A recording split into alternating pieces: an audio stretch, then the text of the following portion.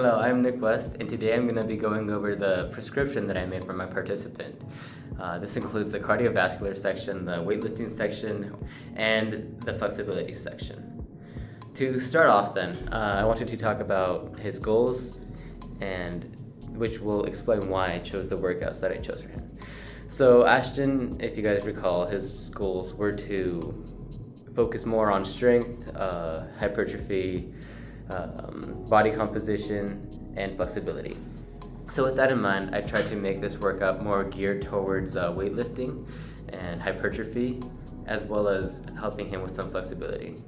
So starting off with cardio, since one of Ashton's goals wasn't emphasizing cardiovascular improvements, I didn't really want to focus too much on it. I just wanted to hit the bare minimum that the ACSM requires or recommends, which is 150 minutes per week of moderate intensity exercise.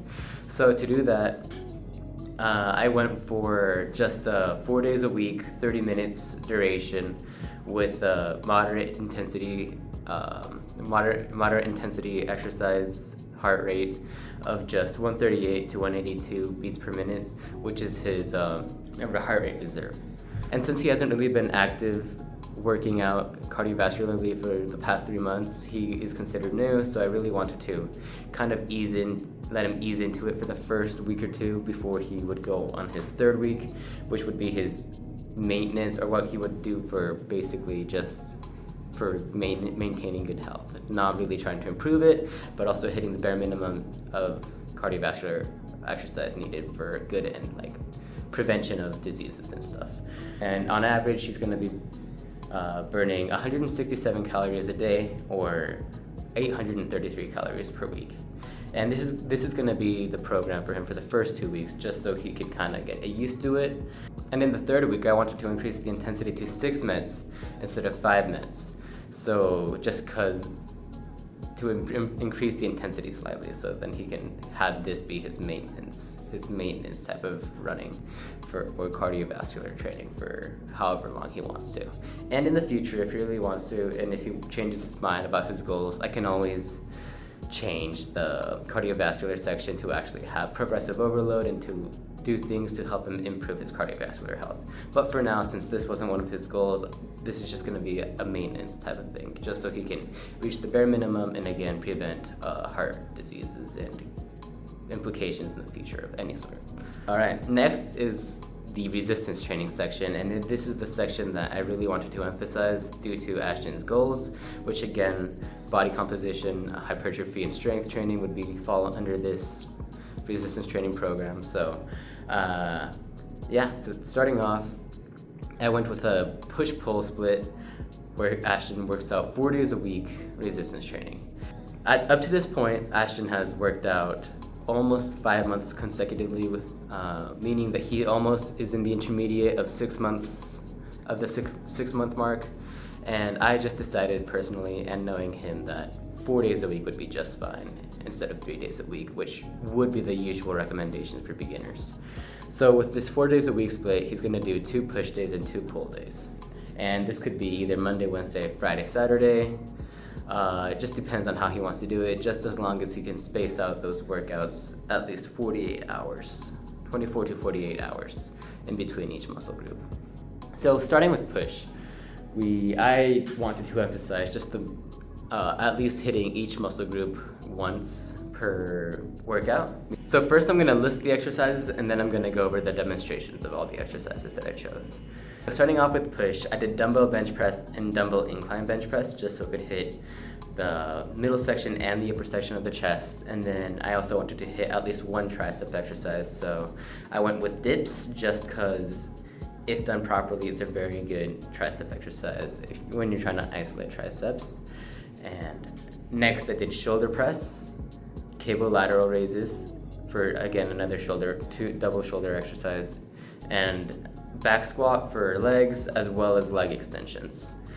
Just because twice a week, that should be more than enough to target every every major muscle group in the push section. Going into the pull section now, I wanted to start off with pull-ups just because it's a great exercise for your lats and for your back to gain strength, especially body weight strength is really good. So I want him to do pull-ups as well as seated cable rows, both two great back exercises hitting different planes of motion. Where pull-ups you're in a vertical plane of motion going like this, and cable rows you're in a transverse plane of motion going like this. Again hitting different muscle groups of the back in different ways, just to have a variety. I also wanted him to do some biceps, so I had him do seated inclined bicep curls, just again for biceps, as well as cable rear delt flies, another pulling exercise just to help with hitting all sections of the shoulders really well for hypertrophy and body composition. Next, I got cable lat pullovers, another back exercise which is great for both triceps, the long head of the tricep, and the back. Another great pull exercise. Then for legs, I decided to do two. There's first Romanian deadlifts, a great exercise for hamstrings for pull day, as well as leg curls, just another to assist the hamstrings. And the goal of this push-pull is hopefully to get a very well-rounded and balanced exercise routine of hitting all major muscle groups a decent amount of time, twice a week.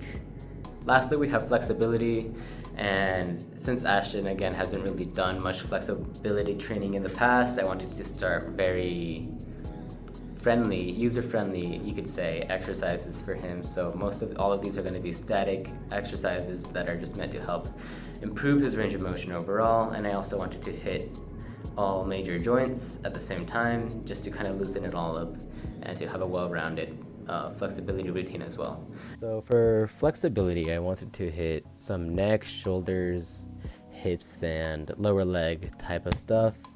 So as we can see here, I got two different neck exercises that hit different parts of the neck. One is for extension and flexion of the neck, or just extension, and the other one is just the other side of just laterally extending or flexing your neck, you could say. And then we've got some shoulder exercises just to loosen up the shoulder and hopefully try to improve that range of motion at the shoulder, as well as some toe touch for improving range of motion with hip flexion and loosening up those hamstrings, as well as some lunge stretches to open up your hips and more of the pelvis as well. And doing each of these exercises, at least 2 sets for 1 minute each, should get you to get at least 15 minutes of flexibility, which is what the American College of Sports Medicine recommends.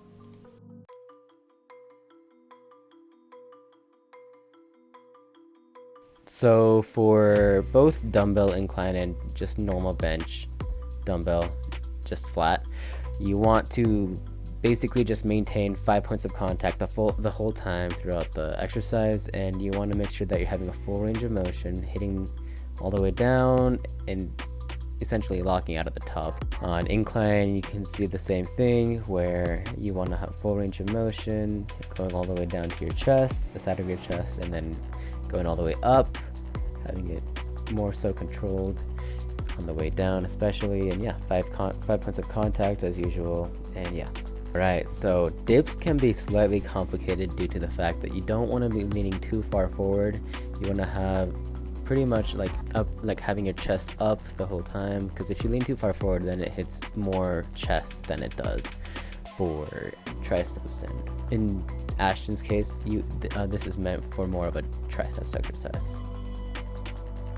Alright, with shoulder press, I went with the machine version for Ashton just because it's easier for beginners to do.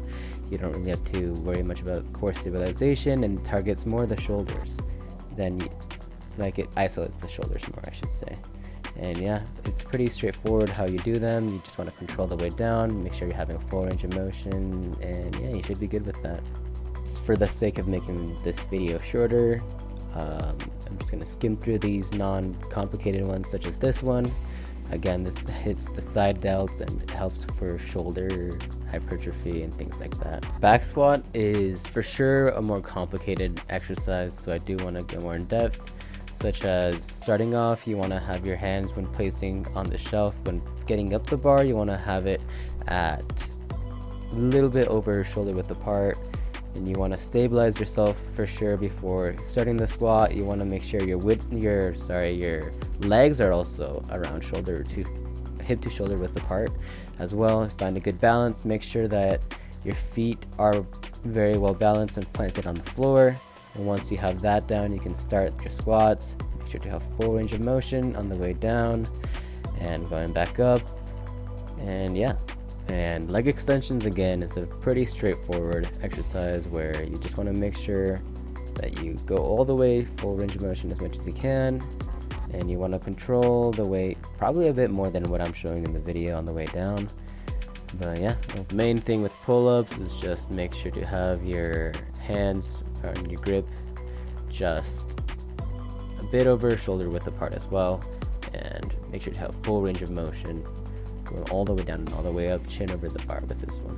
And main emphasis with rows is just to make sure that when rowing, you are using your lats and your arms. You do not want to be using momentum from maybe pulling your hips back or things like that, because that would be more cheating, quote unquote, to say. Alright, with seated incline bicep curls, you want to make sure that your shoulders extended basically parallel to the ground, and you want to make sure you're having full range of motion and controlling that way down. And yeah, applies, and it's supposed to, as the name implies, target the rear delts. Main emphasis here is you want to make sure that your elbows aren't the ones moving throughout the exercise, and it's mostly your shoulders horizontally abducting to target those rear delts. And for cable lat pullovers, this is another one that helps emphasize the lats and the long head of the triceps brachii. For this, you just want to make sure your hips are flexed and you are using mainly your shoulders and not extending your elbows. And Romanian deadlifts is more of a complicated one. As you saw at the beginning, I was trying to make sure that my grip was at least shoulder width apart a bit more. And for this one, you want to really make sure that you're not bending your knees and you're controlling the way down, as you want to target the hamstrings with this one. And another tip is to keep your back, make sure to keep it upright and your back straight as well, so it's not arched. Lastly, we have leg curls. These ones you can do lying or sitting, it doesn't really matter. I prefer lying though, and for this one, it's pretty straightforward. The machine really helps with making sure that you target the hamstrings, but you just really want to make sure that you're having a good eccentric on the way down and having full range of motion for this one. So yeah, overall, I just wanted to make a program where Ashton could kind of ease his way into training, especially in flexibility and cardiovascular, where he hasn't had as much training in. He has had around 5 months of resistance training experience just from his own. When I first made my first video, he started off this semester training, and by now, since it's April, this is like the 4th or 5th month of him working out consistently, which is why I decided to also do 4 days of training instead of 3 for the resistance training portion.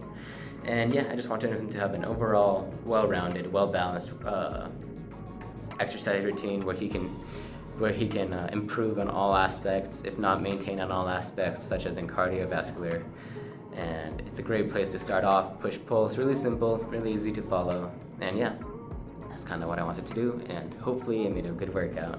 And thank you for listening.